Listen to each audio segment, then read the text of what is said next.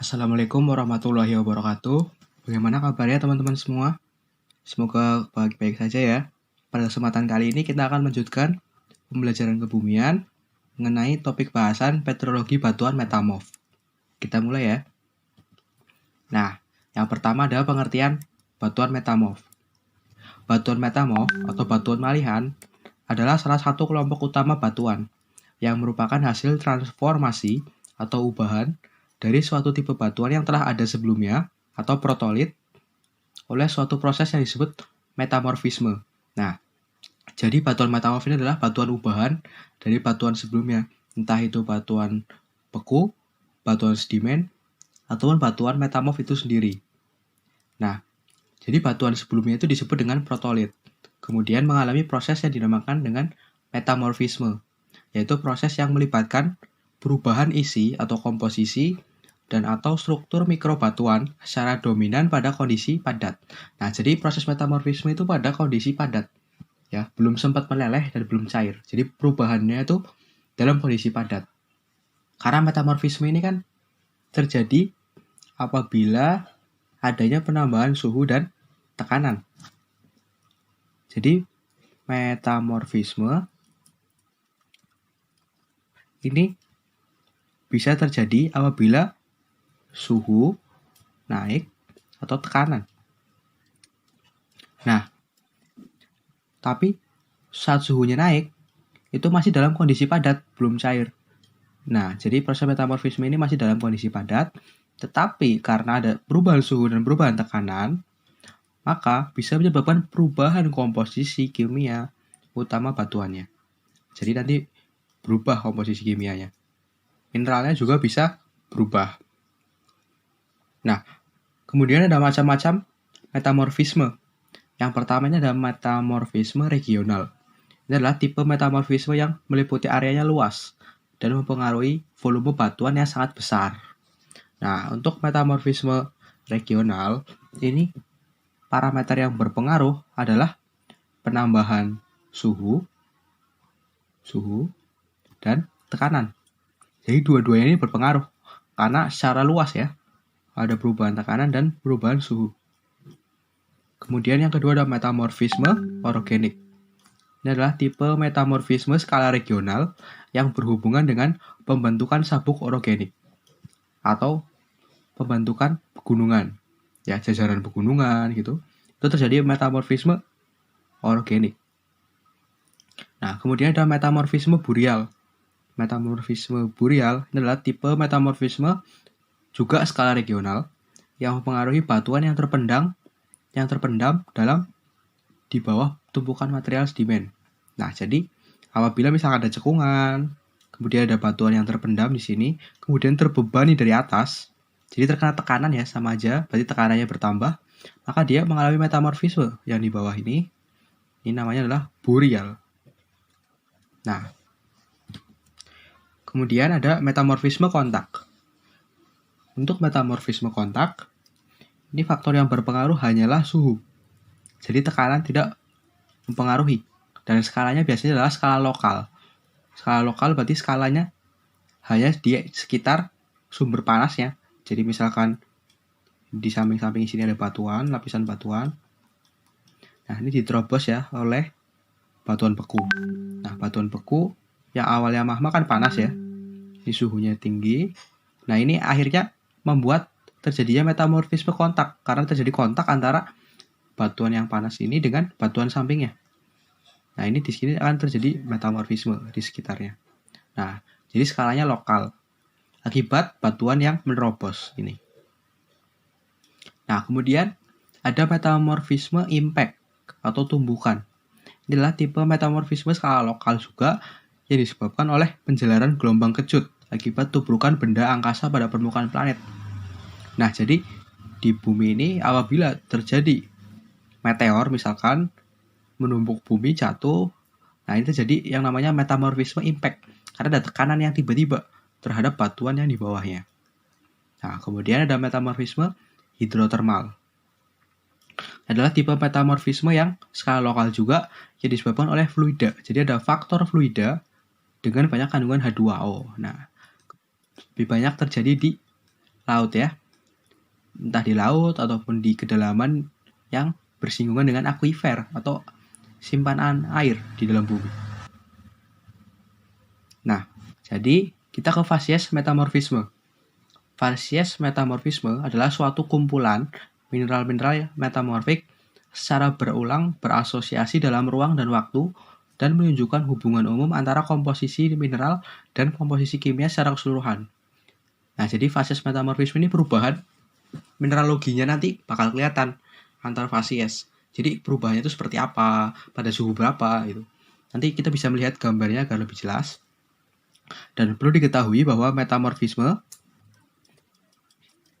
ini bisa oleh 3, yaitu adalah penambahan suhu ya, penambahan suhu, kemudian bisa penambahan tekanan. Nah, yang ketiga ini adanya ion-ion atau fluida, unsur yang mempengaruhi nantinya. Nah, jadi ada 3 ini.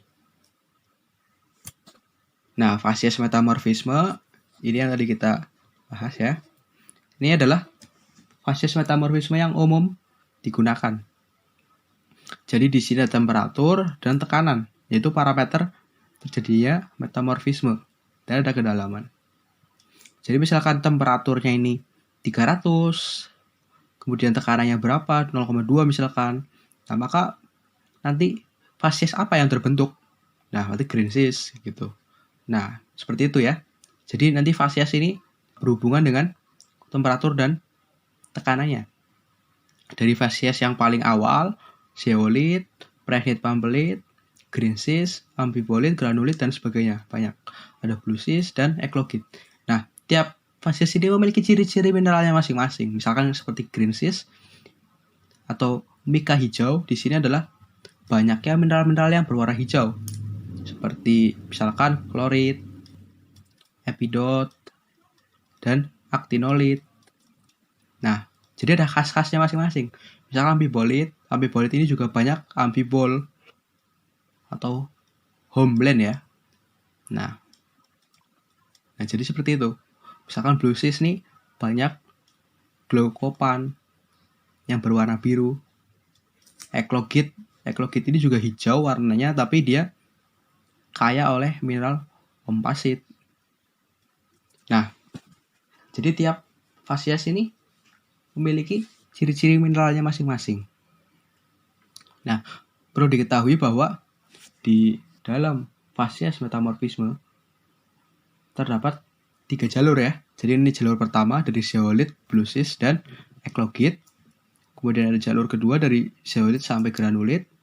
Kemudian ada jalur ketiga dari zeolit sampai sanidinit. Nah, nanti yang zeolit, bluesis, dan eklogit ini dikenal dengan jalur fransiskan. Yang ini adalah barovian. Nah, yang ini Hornfels. Nah, jadi ada 3 jalur nantinya. Kemudian, kita membahas ke tekstur batuan metamorf. Tekstur batuan metamorf yang pertama adalah bentuk kristal. Bentuk kristal adalah bentuk si kristalnya sendiri ya. Jadi mirip dengan batuan beku. Metamorf ini juga terdiri oleh kristal, bukan butir. Apabila butirannya itu kristalnya itu euhedral, itu idioplastik. Apabila subhedral itu subidioplastik. Kalau anhedral itu xenoplastik. Nah, ukuran kristalnya berawal dari sangat halus sampai sangat kasar dengan parameter nilainya bisa dilihat. Sangat halus ini kurang dari 0,1 dan seterusnya ya. Sampai lebih dari 10 mili berarti ukurannya itu sangat kasar. Kemudian tekstur batuan metamorf berdasarkan ketahanannya terhadap proses metamorfisme. Yang pertama itu adalah tekstur relik. Tekstur relik ini adalah tekstur sisa. Jadi batuan sebelumnya atau protolit saat dia termetamorfisme menjadi batuan metamorf, dia tidak sepenuhnya berubah 100%. Nah, maka dari itu ada tekstur sisa yang masih terlihat pada batuan itu. Walaupun dia udah termetamorfisme, tapi ada tekstur sisanya. Nah, itu namanya adalah tekstur relik. Nanti penamaannya itu berpengaruh. Biasanya namanya akan ditambahkan meta di depannya. Misalkan batuan sedimen yang sudah termetamorfisme tapi memiliki tekstur relik, berarti namanya nanti meta sedimen. Misalkan batu gamping yang termetamorfisme tapi memiliki tekstur relik atau tekstur sisa batuan sebelumnya, nanti namanya meta batu gamping. Nah, jadi ada meta di depannya. Nah, kemudian tekstur berdasarkan ketahanan terhadap metamorfisme yang kedua adalah kristaloblastik. Ini adalah tekstur di mana semua protolitnya itu sudah terubah secara penuh menjadi batuan metamorf. Jadi tekstur sisanya itu sudah tidak tampak. Itulah kristaloblastik. Nah, kemudian ada tekstur utama dalam batuan metamorf. Paling umum ada 3, yaitu lepidoblastik. Lepidoblastik ini adalah kenampakan mineral pipih dan kurang berorientasi. Ini yang digambar paling sebelah kiri ya, lepidoblastik, pipih mineralnya. Untuk yang tengah adalah nematoblastik. Nah, ini lebih tipis, seperti jarum nantinya, prismatik, panjang-panjang. Kemudian ada porfiroblastik. Nah, ini banyak poikiloblastnya, seperti ini. Seperti porfiritik gitu ya. Nah, ini yang hitam-hitam besar ini adalah poikiloblast. Nah, selanjutnya kita membahas tentang struktur batuan metamorf. Nah, yang paling terkenal ya adalah foliasi. Foliasi ini adalah struktur planar pada batuan metamorf sebagai akibat dari pengaruh tekanan. Nah, karena tekanan, akhirnya terbentuk foliasi dalam batuan metamorf. Jadi ada struktur planar ya, yang lurus-lurus seperti itu. Nah, foliasi ini ada banyak. Yang pertama, ada stage pertama ya, slaty cleavage. Ini adalah foliasi yang paling halus. Nah, jadi tidak bisa dilihat dengan mata telanjang. Untuk foliasi yang slaty cleavage ini, batunya itu memiliki foliasi, tetapi foliasi itu sangatlah kecil dan sangat halus. Tidak bisa terlihat oleh mata telanjang. Jadi seolah-olah halus aja gitu. Tidak kelihatan foliasinya. Nah, contoh batunya adalah slate. Atau yang kalian kenal dengan batu sabak. Nah, yang kedua adalah pilitik. Struktur pilitik adalah struktur batuan yang memiliki ukuran butir halus sampai sedang. Nah, jadi kalau slaty cleavage tadi kan ukurannya halus ya. Kalau pilitik ini halus sampai sedang. Nah, dicirikan oleh kilap yang berkilau serta skistosisnya baik. Nah, jadi lebih kelihatan ya dari slaty cleavage. Dan nama batuannya itu adalah pilit. Strukturnya pilitik, batuannya namanya pilit. Nah, bedakan ya. Kalau batuan pilit, strukturnya filitik. Jadi beda ya, filitik dengan filit. Nah, kemudian yang ketiga adalah sistosik. Nah, untuk sistosik ini adalah tipe struktur yang dicirikan oleh skistosik yang berkembang baik. Nah, ciri-ciri yang paling jelas dari skistosik ini adalah munculnya mineral-mineral pipih. Di filitik tadi udah muncul, cuman belum banyak ya. Nah, di skistosik ini mulai banyak sekali muncul mineral-mineral pipih yang berkilauan. Nah, itu adalah mineral mika. Maka dari itu, batuan di skistosik ini banyaknya itu skis, yaitu adalah skis mika. Kalau kalian sering dengar skis mika, ini adalah contoh batuan di skistosik, struktur skistosik. Karena mikanya mulai berkembang banyak. Nah, kemudian struktur batuan gneisik. Untuk yang gneisik ini, perkembangan skistosik itu udah berkembang buruk. Bahkan mikanya itu udah tidak ada. Mikanya sudah hilang di gneisik. Nah, untuk segregasinya atau spasinya itu udah luas. Untuk gneisik ini paling besar ya. Jadi foliasinya itu kelihatan dan biasanya itu segregasinya itu hitam putih. Hitam putih gitu. Itu namanya gneisik, batuannya adalah gneiss. Nah, kemudian ada milonitik, adalah struktur yang dicirikan oleh skistosik yang berkembang baik dihasilkan dari pengukuran-ukuran butiran akibat tektonik. Nah, milonitik ini akibat tektonik ya. Ada keterangan di sini akibat tektonik. Ini bisa disesar gitu atau kekar gitu. Nah, komposisinya ini sama antara fragmennya dengan matriksnya. Nah, ini adalah milonit. Nah, ini contoh gambar gneiss. Segregasinya kelihatan ya untuk gneiss, paling mudah dibedakan karena ada perulangan hitam putih foliasinya. Dan mineral mikranya sudah tidak ada di gneiss. Hanya berkembang baik sampai skistosit. Nah, kemudian struktur batuan metamorf yang kedua adalah yang non-foliasi. Ini adalah struktur yang tidak memperlihatkan adanya penjajaran mineral. Nah, jadi tidak ada penjajaran mineral. Nah, ini ada yang pertama ada granovelsik. Ini tidak ada penjajaran skistositas. Contoh batunya adalah granovels. Kemudian ada hornfelsik. Ini adalah struktur yang memiliki ukuran butir halus tapi interlocking. Mirip-mirip dengan batuan beku ya. Batuan beku itu kan ciri-cirinya interlocking. Itu hornfels. Kemudian kataklastik atau ketiga, ini adalah struktur yang dicirikan oleh ketidakhadiran skistosik. Porfiroklas umumnya runcing serta fragmenitik tertanam dalam matriks yang berukuran halus serta memiliki komposisi yang sama. Ini mirip dengan milonit ya.